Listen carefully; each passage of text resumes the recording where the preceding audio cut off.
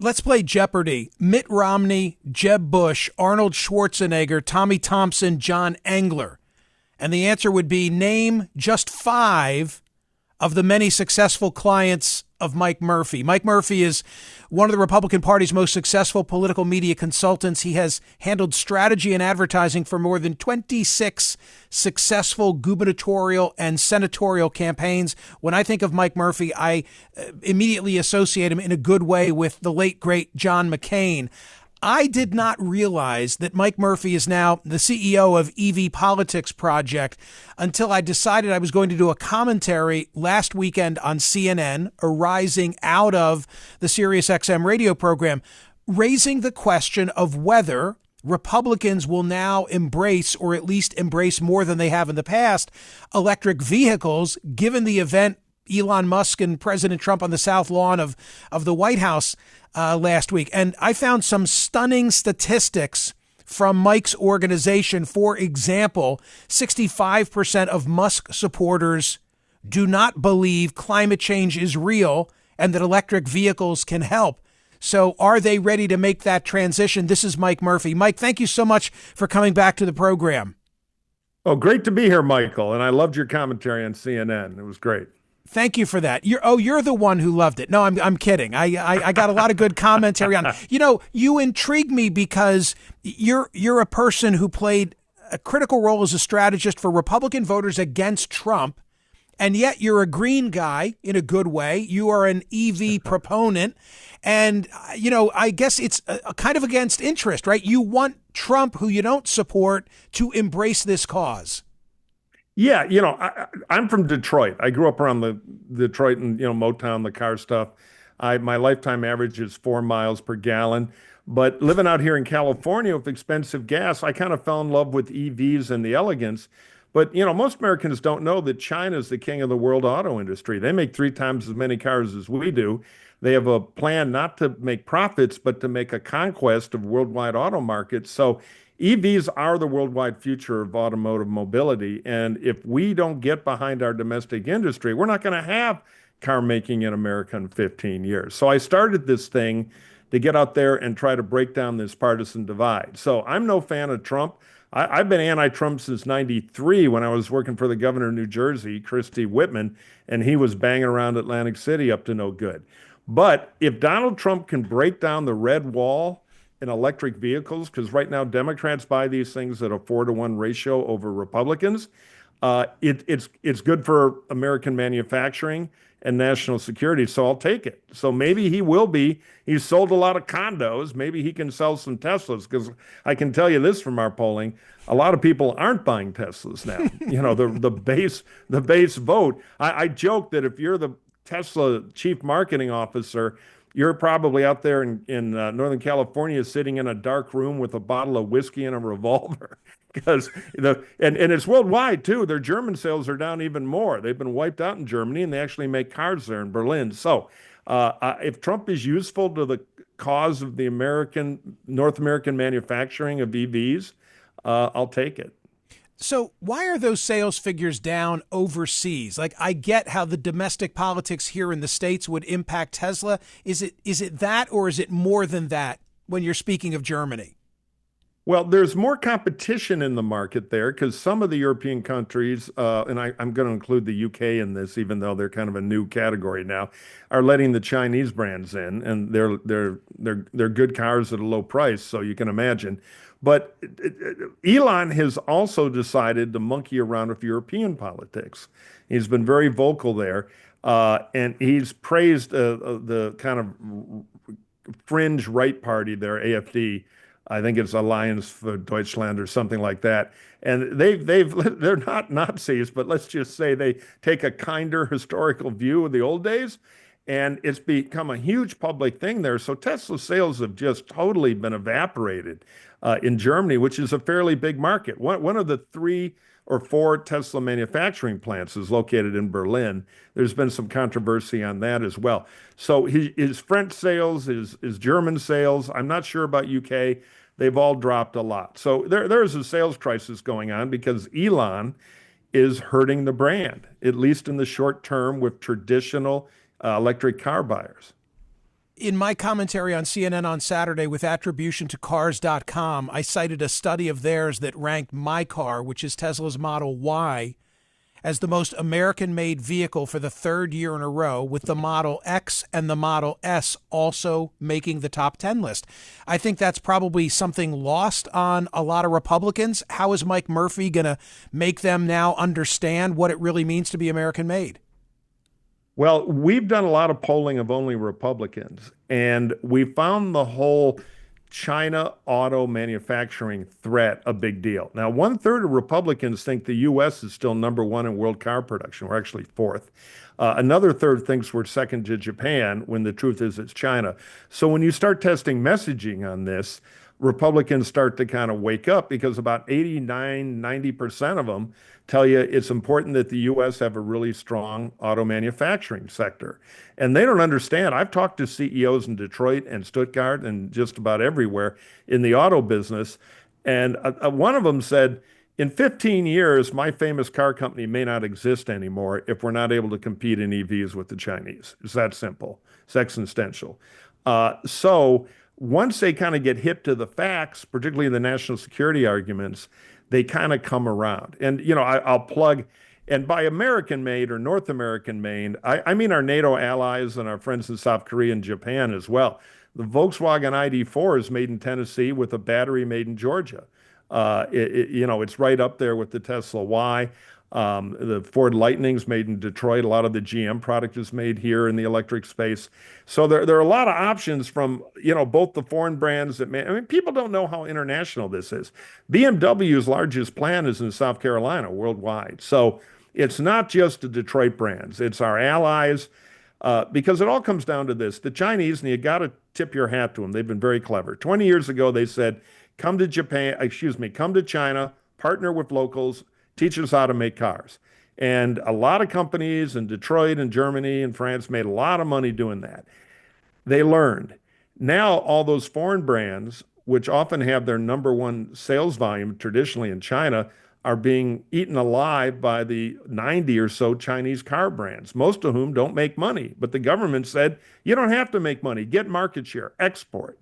We'll worry about money later. So it's very hard to compete against that, which means if you're in the car manufacturing business in Western Europe or Korea or here, you need to get really good to prepare for the future. I don't mind some tariffs in the short term on Chinese only electric vehicles to give a little breathing room to catch up, because you're competing with people who are, so subsidized. And that's why I'm for the subsidies now. I mean, we have 200,000 EV manufacturing jobs in America. I'd like to hang on to them and grow that. But long term, you got to compete with a better product. And a lot of this Trump rhetoric and attempt to gut the subsidies that are a shadow of what the Chinese spend are a huge strategic mistake for the U.S. So at least I'm hoping he'll break down some of that wall among consumers to offset some of the other damage, frankly, he and his allies are trying to do. Mike Murphy is the CEO of the EV Politics Project. I'm looking at some of your data, an impressive slide presentation, and I'll describe it for the benefit of those who are listening only on SiriusXM and not watching us on YouTube. Impression of Ford, as in Ford Motor Company. No difference between Trump voters and Harris voters. So among the Trump voters, 68% favorable. Among the Harris voters, 72% favorable. If I move on and I see the same data relative to Toyota, same answer. 88% of Trump voters have a favorable impression of Toyota. 92% of Harris voters. Volkswagen, you just referenced, same. 62% favorable from Trump, 65% relative to Harris voters. But when you then, Mike, get into the perception of electric vehicles, you see a huge split. Yeah, that's the story. It's kind of new to fight over types of cars and politics. And it's interesting. I've been on I can tell you where a lot of this is what I'm telling the auto people. It's the environmental fight. Because when you tell people, hey, you spend $2,000 a year, the average family, for gasoline, you can cut that by more than half with an electric. Really? They're faster to drive. Really? Much less maintenance. Great. Republicans, Democrats agree. You say, hey, you're saving the planet. A fist fight breaks out, a 50-point difference. And so when they first sold these cars, and any car nuts out there will remember the Nissan Leaf, the first battery car in a big way here. mass market. They had this spot with a polar bear watching the ice floe melt, and it swims over and it meets a guy in his driveway in suburban America and gives him a big hug for buying an electric car. That environmental stuff, the little green leafs on the car, those are fighting words to 40% of the auto market. And so it's a mistake to sell these things as environmental dogma mobiles. It polarizes. You don't want to polarize your car brand. So we're digging out from under that hole. Uh, when you sell them on attributes, the parties kind of agree. So the real question is, will Trump have an impact or not? I think in the long term, there's some data that he might, but in the short term, they're getting killed. So it will not get Tesla out of. Here's the most interesting data out. We just got the January figures from S&P Global Mobility, who track car registrations. In January, Tesla was down 11%. Non-Tesla EV brands together were up 44%. Wow. So you got a, yeah, no, and that's why Tesla's lost half of its market cap essentially since election day, which is, Elon may not be the richest guy in the world in 6 months. That's when we're going to know if this White House car hawking thing will work. So let me ask this. You're uniquely qualified because you're a car enthusiast. You've got some Detroit roots and you've got Republican credentials. So what would you be saying? Frankly, what are you saying to Musk if you wanted him to kind of right the ship and sell sneakers to Republicans, so to speak? Yeah, I mean, I disapprove of the way they use the White House to sell a product that broke a lot of important traditions. And so, but I would tell Elon less time laying off nuclear scientists who are irreplaceable at Department of Energy, more time telling the Republican grassroots why electric cars are great, and why they're important for national security. Now, one problem Elon has is the biggest plant in his empire is in China. Now, his Chinese sales are dropping too, but the Chinese government has a very quiet, very thick rope around his neck. So I don't know how much he can talk about the national security arguments. They could put him out of business in China. He's got kind of a special deal there. So he may be a bit constrained, but he ought to be, the products will sell if you get the politics out of them. The only reason for the Trumpy politics is they're already pregnant with it. They might as well try to turn it into sales there to offset the independent and Democratic sales where they're going into Etzel territory quick. So Mike Murphy knows the lay of the country. You're like John King in your analysis of the politics and the different geographical regions. When I speak of Pennsylvania coal country, you know that I'm in northeastern Pennsylvania. Maybe I'm in western Pennsylvania. But my family's roots historically are in Hazleton, Pennsylvania. Hazleton is County.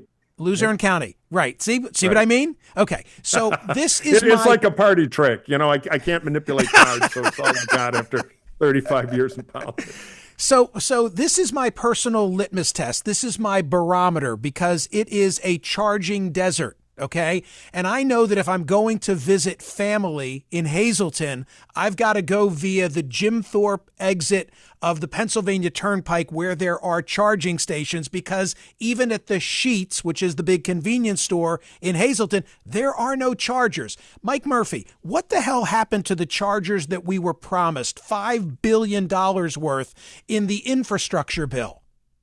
Yeah, absolutely. That's one of my favorite topics. So I'll try to keep myself to under 5 hours here. First of all, I should preface it by saying 80% of people charge their cars at home. The biggest thing we could fix is putting overnight charging, which is pretty cheap to install in apartment buildings and condos. That's one of the big bottlenecks. But for highway charging, I've done this science experiment, Michael. I've driven from Los Angeles to Boston and back twice in the last 18 months in an electric car and a non-Tesla. So I can't take advantage of the Tesla stations, Chargers, which are different than, the CCS fast chargers. So that's changing. There are adapters. Ford led the way to let other brands use Tesla. But what happened to all that NEVI money? Well, there are about 8 to 900 charging stations in the pipeline, either under construction or close to construction. So it's coming. Why did it take so long? Well, this is where I'm going to put on my Republican hat. I was for the spend because you need the infrastructure. But what they did, being politicians, is they gave it to the states. So now you got 50 more groups of politicians in charge. And a lot of them like to bolt on stuff. Well, it's got to be in my brother-in-law's community, or, they started landing a lot of social engineering on it. Now, if I'd been in charge, a very unlikely thing to ever happen, but I would have given them guaranteed cheap power and let the free enterprise world figure out where to put the chargers and what kind of equipment to buy. We'd have twice as many working now. The biggest problem when you open a charging station, these things take about as much power as a large high school, or a Walmart. So you got to bring in the power. And the utilities, 50 different states, a lot of utilities, some are more into this than others. I drive by an EV Go station, which is one of the big brands and in charging here in LA. Probably 100,000 cars drive by it. We're a county where 20% of new cars sold are electric now. We're the biggest electric market in North America. It's like The Walking Dead. Until very recently, the weeds were taller than the brand new charging equipment. It sat there for 2 years with a construction fence because they can't get power. Because the bureaucracy, it's funny. Here we are in the biggest market. I don't think we built a single federal station yet. Oh my gosh. There are a bunch in the pipeline, but it'll make your blood boil. So the good news is, for all the mistakes, it's on the way. Now, the problem is, of course, as we slide into home base with 800 or 900 new stations in the actual construction pipeline now, the Trump administration's decided to throw a monkey wrench into it, which is irritating, because for all the mistakes, we need the chargers, and a bunch of them are ready to come. So that number could be twice as high over 5 years, but I doubt it will, because they're trying everything they can to starve the funding. Now, the good news is private industry has stepped up. There's something called IANA. It's a consortium of most of the large car companies, the Germans, but the non-Tesla companies, and they're building beautiful stations, and they've opened about 5 of them, and they're not I think 90% of them taking any federal money. They're just go do it. Here's a couple $1 billion. So it's getting better quick. I will say, driving across the country the second time last summer in 2004, I had no trouble. And I was in an ID4, that American-made Volkswagen, and I think I had one bum station on the whole trip across the country. But then again, if I get off the interstate in South Dakota and want to go, in those kind of states, you're blank out of luck. Yeah, you can be. It is getting better, but we have more to do, and there were better ways to do it. And a lot of lessons learned. Okay, so I'm in the pandemic is when I took delivery. So I'm 5 years into this now with my second Y. And I've never had a range issue. I just know that right. I like to go fishing upstate, and I do need to do some planning and when they finally have chargers publicly available in Hazleton, I'll know we've arrived. One more question, if I may, for Mike Murphy. Sure. The real challenge, it seems to me, for Musk to try and expand his base among Republicans because of that 4-to-1 ratio that you referenced, is that these voters have been told for years that climate change is a hoax. So, when Sean Hannity announces that he's bought his first Tesla, as he did last week, I think that's a great thing. But this is, one of many people who have just completely poo-pooed the idea of carbon emissions. Yeah, that's part of why we've got to divorce the environmental argument from selling EVs. We're moving iron here, as we say in Detroit, and you don't push the metal with dogma. People who care a lot about climate change already know about EVs. They don't need to be told that again. They need to hear about charging. The average person drives 40 miles a day. You put a charger in your garage for $500, you're set for almost every kind of trip you're going to take other than a road trip to another city. And if you stay on the highway, it's getting pretty good now. So we got to take the environmental argument out of this. You're never going to get Bubba to buy a Ford Lightning pickup truck that, by the way, you can run your tools off of and will beat a lot of cars in a drag race if he has to put a Save the Whale sticker on the back window next to the NRA. You're not going to win. You're not going to win the virtue signaler. So quit trying. Quit trying. You ask anybody in a car dealership, and there are a lot of dealer problems with EVs that we got to work on, but very few people walk in there to save the planet. They like saving $2,000 a year in gas. Amen. So you got to go to where the customer is, and the industry is learning that quick. But mistakes were made out of the box, no doubt. And Elon, nobody's going to change it. I mean, Elon now is more popular with pickup truck drivers or gas drivers, period, than he is with electric car drivers. That's it's crazy. Been quite a neck That is, Snapping evolution. Yeah. Yeah, and you don't mean electric F-150s. You mean conventional. Hey, Mike, Pickups, right. what a great briefing. I'm so pleased to know that you're now in the front of this, and I hope that you'll come back and we can talk more about it again. Anytime, Michael. It's a pleasure. Thank you, sir. Mike Murphy is the CEO of EV Politics Project, a most worthy organization. Go find them on social media. It's at .org, and you will see data that will blow your mind, just in terms of how the different parties regard, the different auto manufacturers versus the EV industry. So, Mike Murphy, thank you, everybody.